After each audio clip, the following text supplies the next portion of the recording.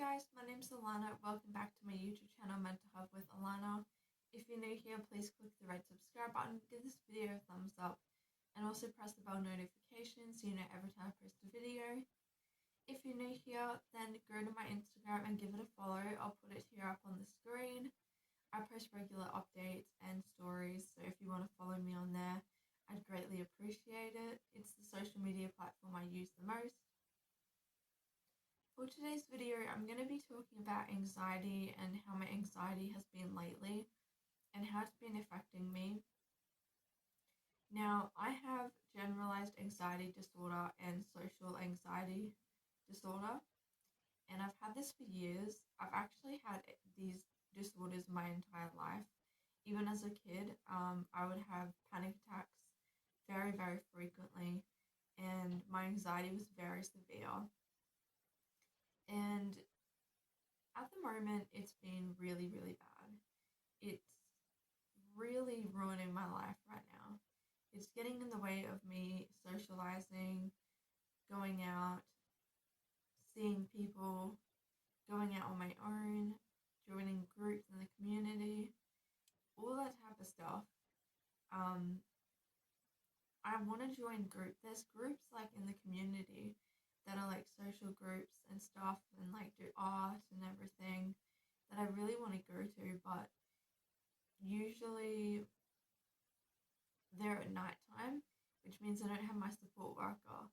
And the thought of me having to get in my car and drive there on my own and meet new people is just really, really scary. But I want to start challenging that.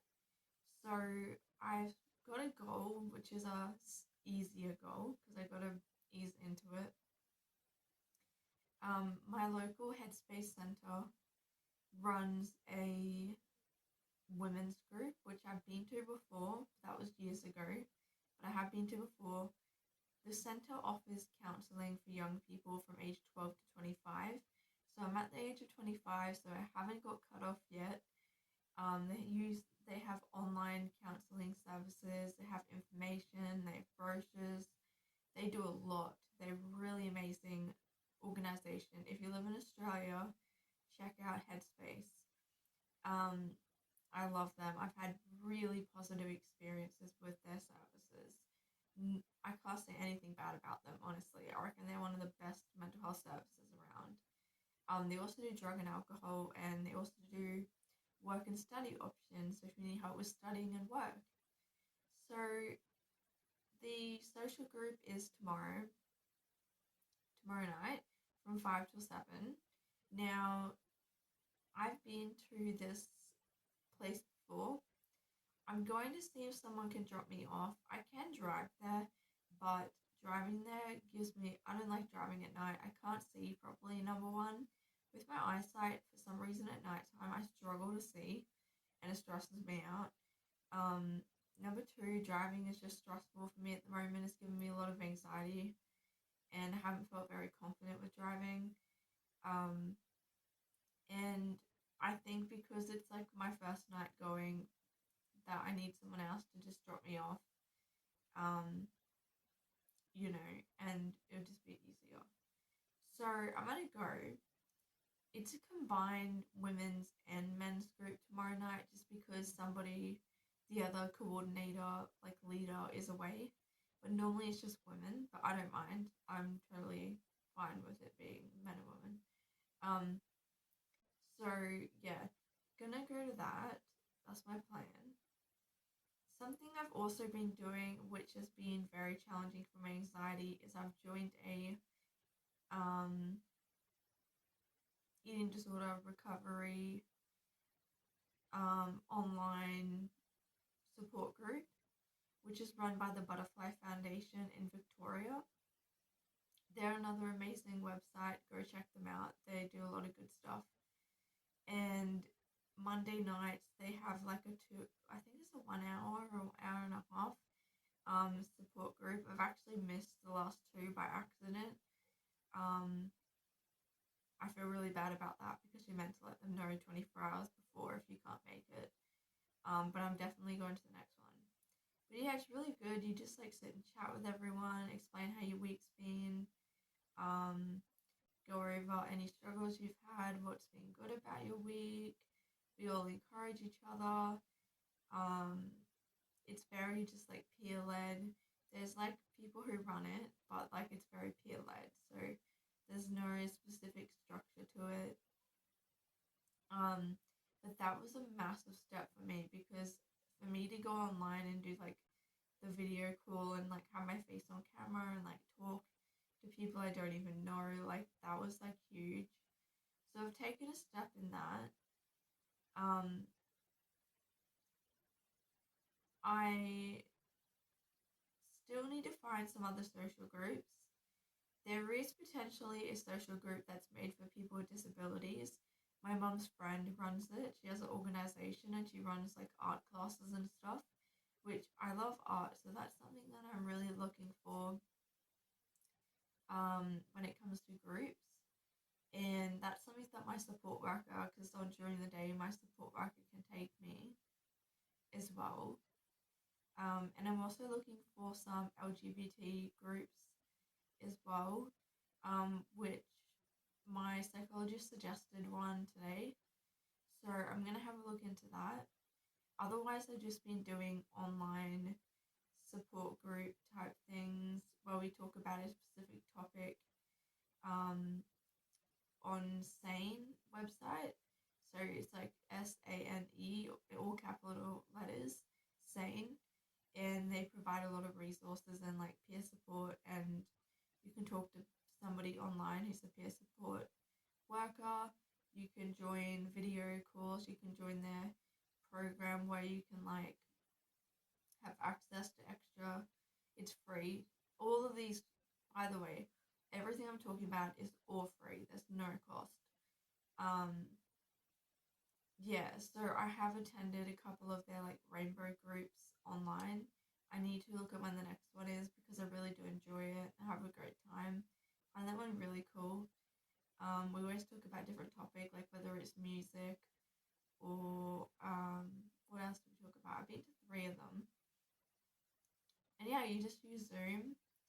The thing about living in a kind of rural area is that there's not a whole bunch of things to do in the actual community face to face. So I like to do a lot of online things, and you can do it from your house. So you don't actually have to go anywhere, because going somewhere is where the anxiety kind of comes in. Is where I have to leave the house. And also the social anxiety is requiring to talk to people, and that's difficult. But I feel like I am making small steps in the right direction, but it's just that my anxiety has just been pushing back so much that I've been feeling so overwhelmed by it and so anxious. And some days I wake up, the minute I wake up, like my body is just in like flight mode. It's just, I'm just so anxious. And like this morning, I had a really rough morning. I don't know, I just woke up and I was feeling really bad. So I did my morning routine. I'm starting a morning routine to help me have some structure in the morning and put things in place to help me. So I like got up, I had my coffee, I read my Bible, I listened to some worship music, I journaled, then I did some art, I did some collage journaling, which I actually didn't want to do it, but I made myself do it and I actually had a great time. And then just listened to like a podcast while I was doing it, and it was really good.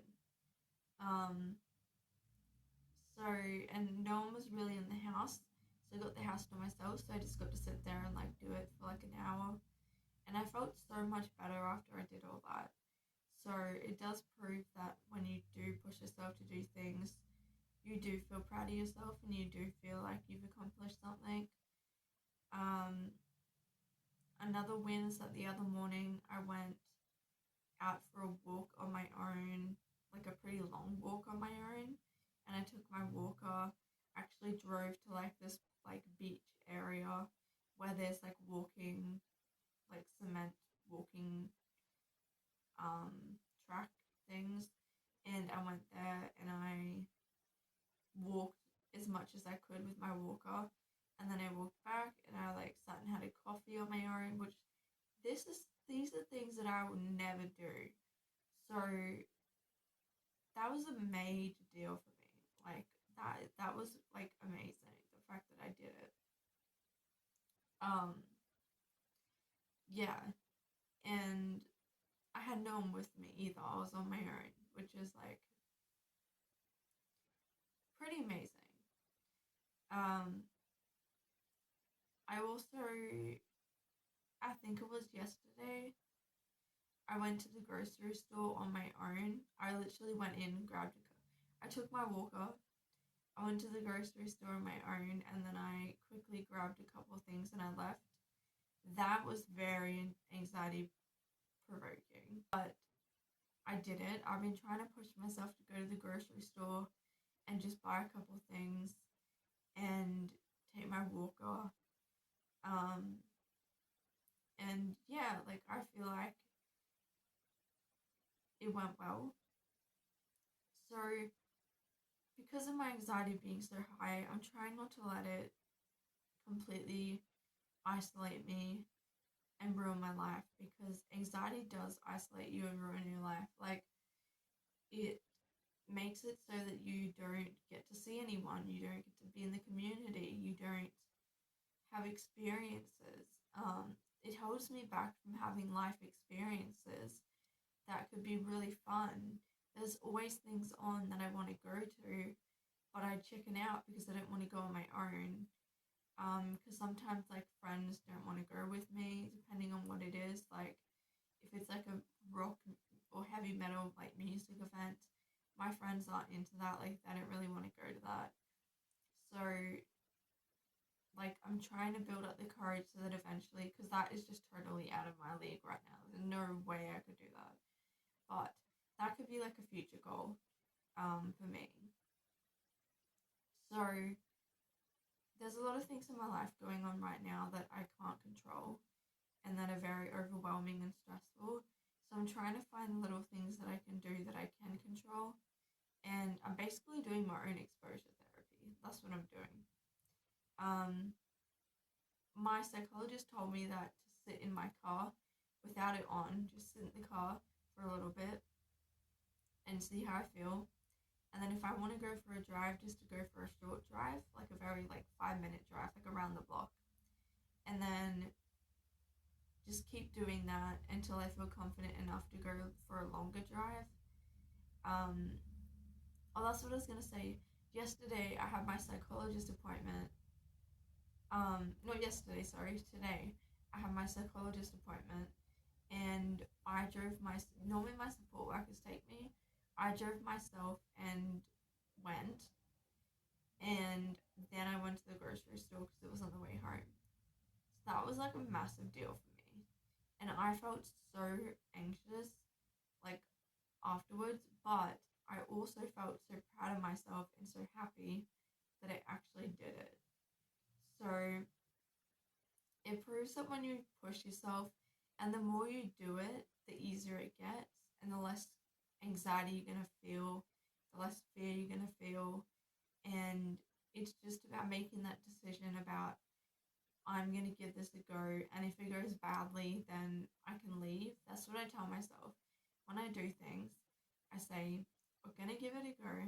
If I feel uncomfortable, if I don't like it, if something goes wrong, I can leave if I broke my car, or if someone else has picked me up, I can message him and say, hey, can you come pick me up? So, yeah, because the thing is that I don't have many friends in real life, and so all my friends are on the internet. And although I love having internet friends, it means that I'm not actually socializing like in a real life kind of way, which can be detrimental in a way, because you're not used to being around people, which is making the social anxiety worse. You know, where you feel like everyone's looking at you, you feel like you're gonna embarrass yourself. You're like, what if I say something and it sounds stupid? What if they don't like me? What if they're pretending to like me? when really they don't like me and they find me really boring. Just things like that. And I've had this since I was a kid, so this is like a long ingrained thoughts and thinking pattern which I'm trying to break, which is difficult because you're basically building a new neuro pathway in your brain. But I'm trying to live more independently, and I have a lot of supports, which are great. But I also want to be able to live independently, and that's a goal for the year. That's a goal for this year, is to live more independently. By doing things like going out on my own and facing my fears and doing that type of thing. So I've started doing things and I started being proactive in that. So I'm feeling happy because that's a goal I had. The other major goal that I have to be independent is to move into a supported living house, which is run by NDIS. And right now I do not have funding for it at all. I have the funding for a still house is up here and my funding's like down here. So we're currently putting in papers and reports and proof and pushing for me to get a house. I can't see my OT till September, which is kind of a bummer because I have to wait that long to even just have an appointment with the OT, the occupational therapist, to do the report, to show like evidence and stuff to present to NDIS. And I got a bunch of other things I need to hand in as well that will all support my claim. But that would be a big step because that's another goal I had, was to move out by the end of the year, but I don't think it's going to happen by the end of the year. I think it might happen by the end of next year. That's okay, we can just move the goal to the next year. It's a future goal, we just got to keep working on it. And if the application goes in and they say no, I'm just going to reply again. Like, I'm just going to keep pushing until I get it. And I've got great support workers who have been helping me with like applications and like going to appointments and like ringing places to talk to them about the application and things like that. So I've got support there. It's very overwhelming. It's a massive process. If you're in Australia and you know what a supported living house is and you got NDIS, you know how NDIS is. NDIS can be like so stressful.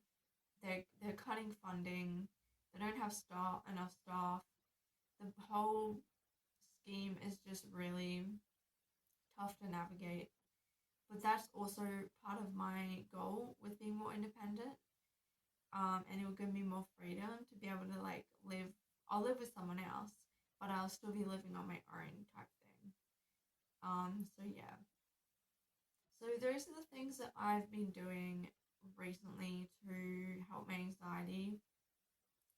The other thing, lastly, that I do is that I do take diazepam or short release quetiapine, or I take them both at the same time. I'm allowed to do this, by the way. My doctor has said I'm allowed to do this. Just putting it out there. I don't just take random medications. So I've got the medications there so that if I'm really struggling, like today I was struggling, so I took the diazepam and the quetiapine as PRN, and it really helped just calm me down. So yeah, that's the other thing that I do. So yeah, those are the things that I've been doing.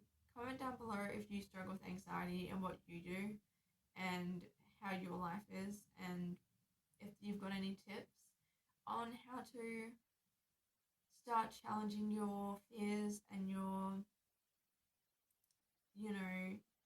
things that you want to do but maybe you can't because of your anxiety. I know I'm not the only one, so it'd be great to hear that. Thank you so much for watching this video, and I hope to see you in my next video.